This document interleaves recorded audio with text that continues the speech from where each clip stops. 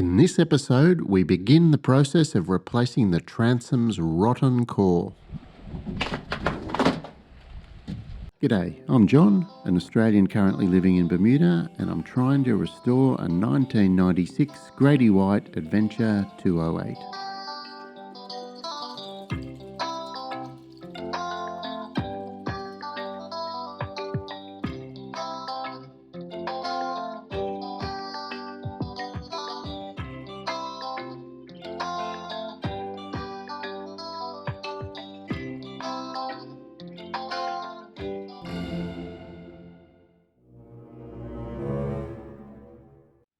When we first looked at the Grady, I was a little concerned over the state of the transom, but a wiggle test and running a moisture meter over the transom seemed to indicate it wasn't too bad.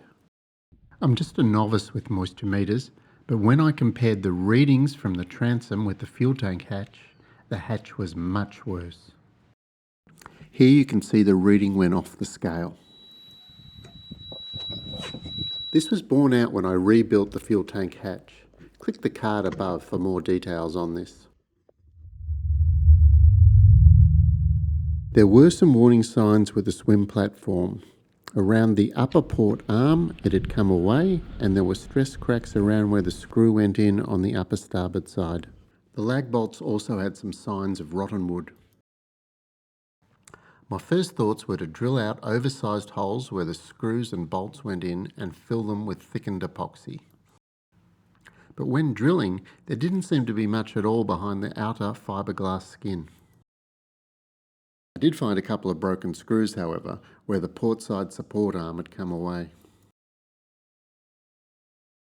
Some exploratory surgery was required to find out what was going on behind the glass.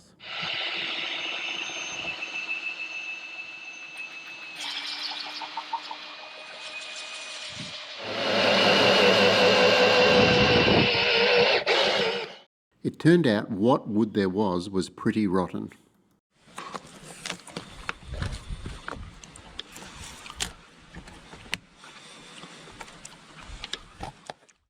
The rotten wood was where the swim platform support arms connected, and maybe the problem was localised to just there. So I thought I'd better also do a test hole closer to the engine. You may recall this was where the moisture meter reading was okay. The first wood to come out looked okay, but after a few seconds, water started to dribble out. Oh dear, I think this means a new transom.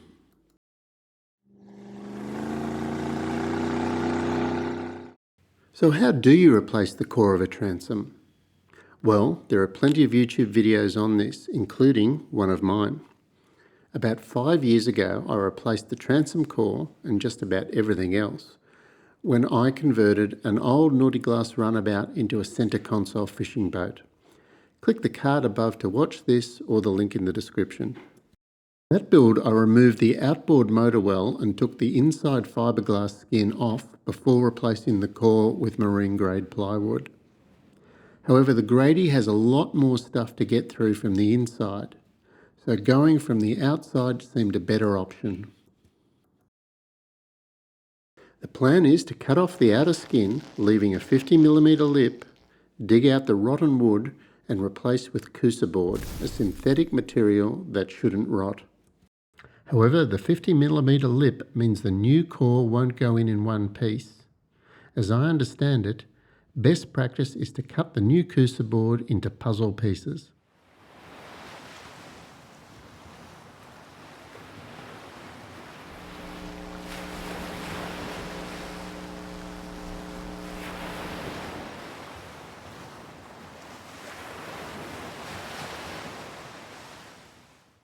The puzzle pieces apparently reduce the risk of the joins in the transom pieces failing when under pressure.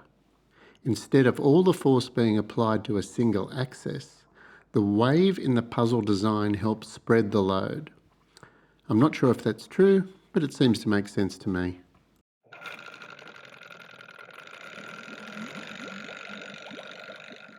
Of course, to remove the transom outer skin, there are a few things in the way. The engine, trim tabs, scupper drains, toe D-rings, aluminium angle, outboard well drains and anti-foul. Removing these things is easier said than done. It took me almost a day to disconnect the engine cables, electric harness, fuel and oil lines and the hydraulic steering. Electric harness, throttle cables,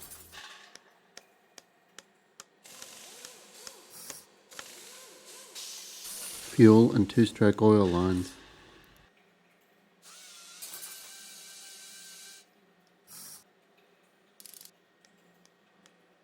cable collar. The thing that took the most time, however, was the hydraulic steering.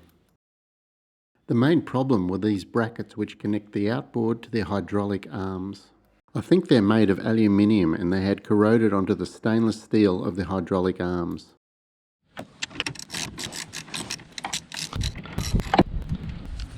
The nuts came off easily enough.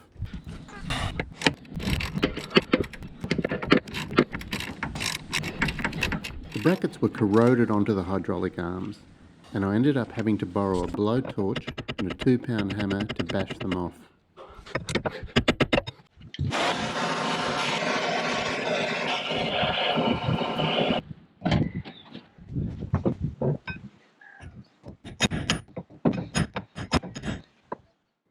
Anyway, eventually I got them off. I did scratch the hydraulic arms though. Hopefully I can fix this with some emery cloth. What do you think? Do you know a better way? Please leave a comment down below if you do.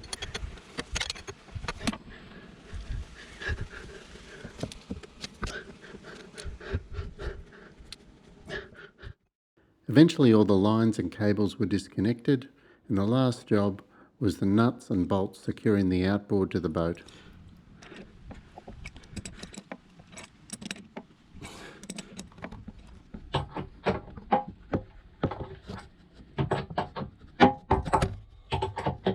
The next day we moved the boat and took the outboard off.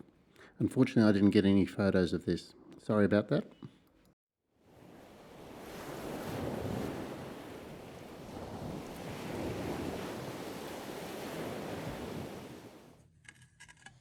I then took the aluminium angle off, and this revealed quite a surprise. The transom fiberglass wasn't joined to the glass of the outboard well. Does anyone know if it comes like this from the factory? Or maybe when the previous owners changed the outboard about 20 years ago, it was done then. I don't know. Anyway, with the sealant degraded and the boat swinging on a mooring most of the time, this was a prime entry point for moisture into the transom. The next job was to take off the trim tabs. This was made a little bit more complicated by years of anti-foul building up over the screws. The blades eventually came off, then it was time for the hydraulic rams.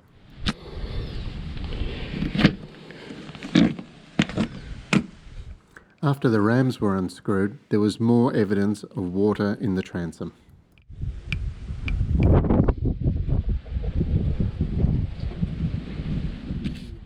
The connection for the hydraulic lines were a little bit corroded, but this was fixed with some penetrating oil.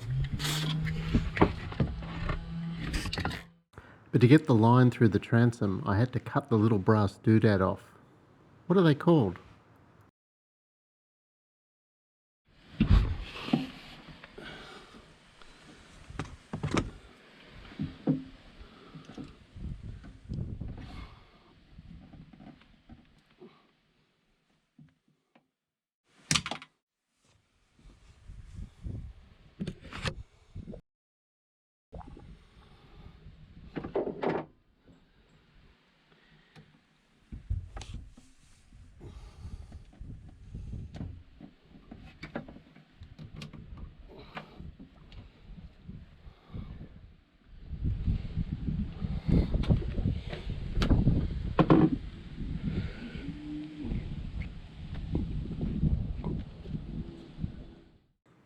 Then it was the towing D-rings.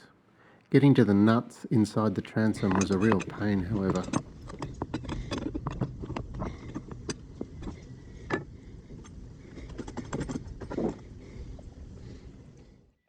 I took the flaps off the scupper drains, getting rid of some anti-foul build-up along the way.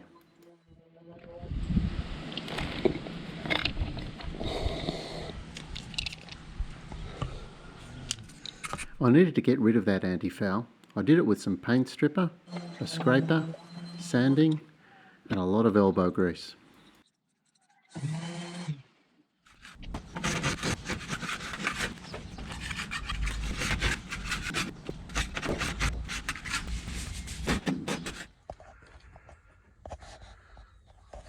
Next was the scupper drains. These were connected to the cockpit drains via a 1.5 inch pipe.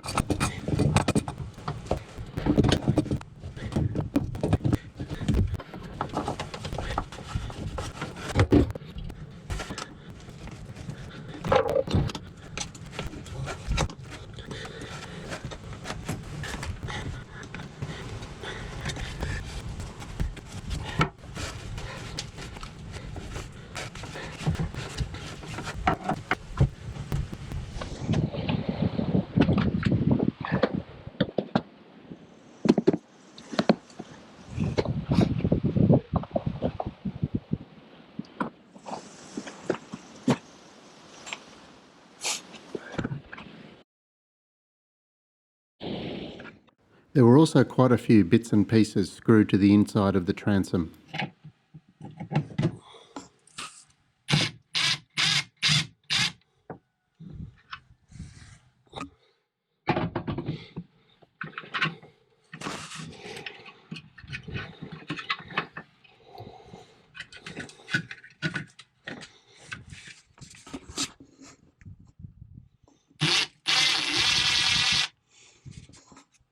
Eventually everything was off and it was time to cut some glass.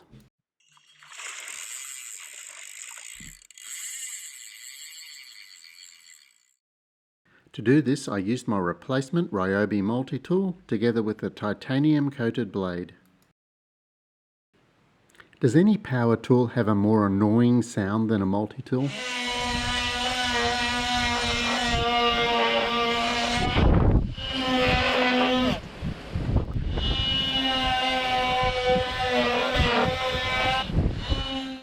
Enough of that noise, you get the picture anyway. The split in the glass around the outboard well proved useful in that I didn't have to cut here. Then began the process of prying the outer glass skin away from the plywood, being very careful so as not to crack the glass.